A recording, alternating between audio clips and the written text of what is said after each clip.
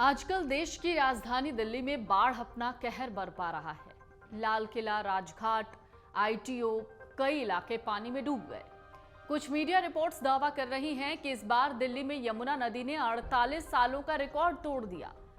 तो एक समय था जब दिल्ली में बाढ़ का अनुमान पुराने लोहे के पुल से लगाया जाता था। आज भी दिल्ली में यमुना नदी के पानी बढ़ने के अनुमान इसी पुल से लगाए जाते हैं। तो चलिए आज हम आपको बताने वाले हैं इसी पुल का इतिहास कि आखिरकार कई बाढ़ों का गवाह बना ये पुल कितना मजबूत है।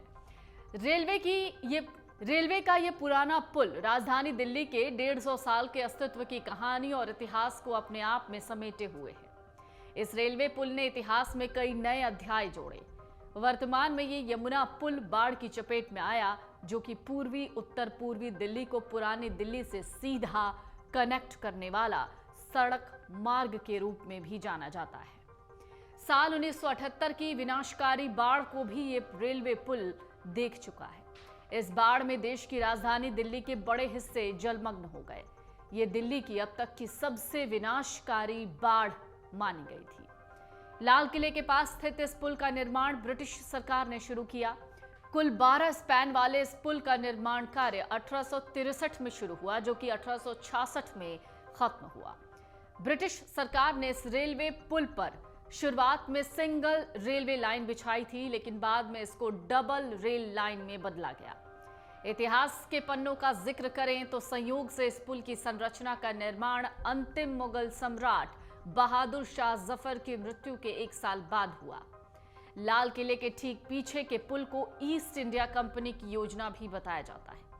इतिहास कहता है कि इस पुल का निर्माण 1863 में शुरू हुआ और 1866 में समाप्त हुआ, यानी 3 साल लगे। कहा जाता है यह पुल अपने आप में नायाब था। आम लोगों के लिए इस पुल को 1867 में खोला गया, यानी बनने के 1 साल के बाद। 200 इंच से ज्यादा के 12 स्पैन वाले ये पुल अपने समय का एक इंजीनियरिंग का चमत्कार है। कुल 2640 फीट की लंबाई में बनाया गया ये पुल आज भी दिल्ली वालों के लिए लाइफलाइन है, पर इस पर भारी वाहनों की आवाजाही नहीं होती। पुल ने कई बाढ़ों का सामना किया, जिनमें से सबसे विनाशकारी बाढ़ 1978 में आई, जब शहर के बड़े बड़े हिस्से पानी में डूब गए।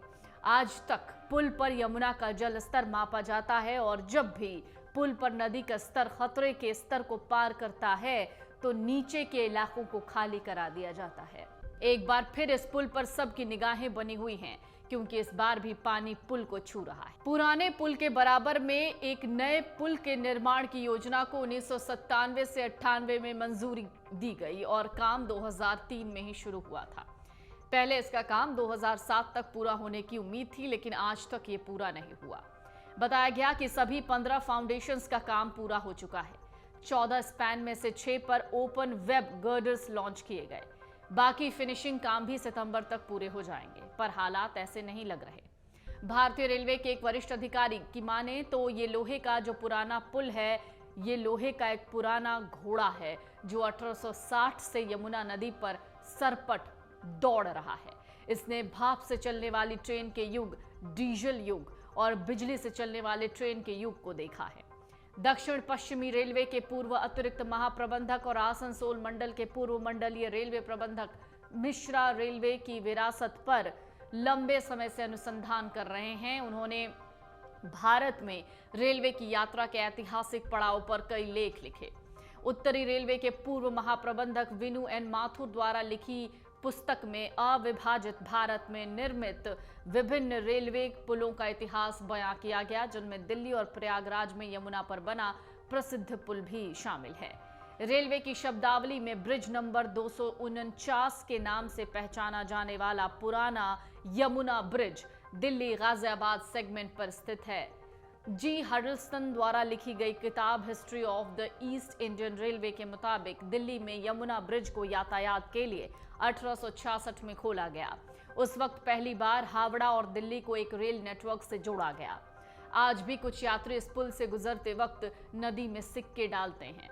यात्रियों को लगता है ऐसा करने से उन्हें कामयाबी मिलेगी और उनकी यात्रा सुखद रहेगी। दिल्ली में 2004 से भले ही पुराने पुल के समानांतर नए यमुना ब्रिज का निर्माण किया जा रहा हो, लेकिन लोहे के पुल से जुड़ी पुरानी यादें और औपनिवेशिक काल का आकर्षण हमेशा रहेगा।